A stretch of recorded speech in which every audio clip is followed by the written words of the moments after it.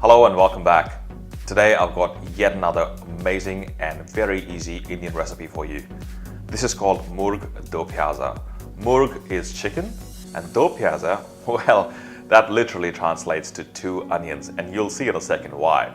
This is a super simple dish. It's really tasty. There's not too many ingredients in here as well, not too much technique either, and you basically chuck everything in a pot and out comes a beautiful dish.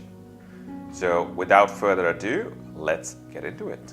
To make Murgh do Piaza, or chicken with 2 onions, you will need about 800 grams of chicken with bone in. I've got cashews. These are unsalted roasted cashews, and I've got the roasted ones so that I don't have to go through deep frying them. Ghee, and look at that guys, literally 2 big onions. Coriander, garam masala, ginger, I've already peeled the skin off, turmeric, minced garlic, chili powder, and salt. And that's all you need to make a super simple dish. First, let's dice the onions.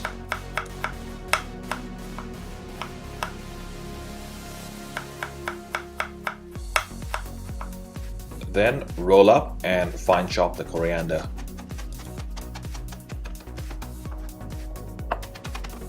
And finally chop the ginger. Okay, so first let's melt the ghee.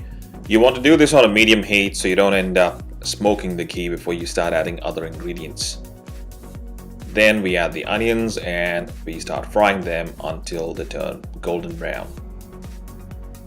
Add some garlic, ginger, chili powder, and turmeric.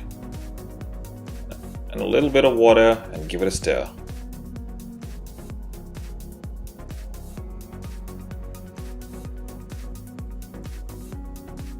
Finally add the chicken and toss the chicken around so it gets coated in the onions and all the other spices.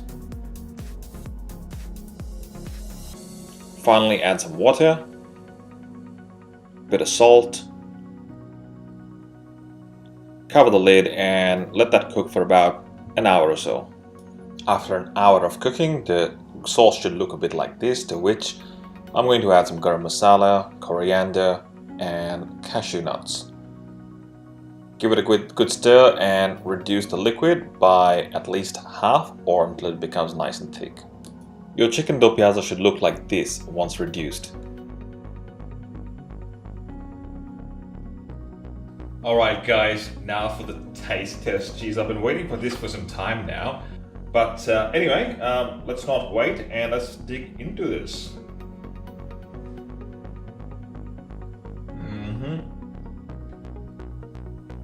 Well, thanks so much for watching guys. I hope you enjoyed that recipe. I would really love to know if you tried this recipe, what you thought about the flavors and the taste profile. If you made any additions or changes, do let me know in the comments below. And don't forget to subscribe and click that bell icon so you'll be the first to know about all the new recipes that we're about to post in the coming weeks. In the meantime, happy cooking.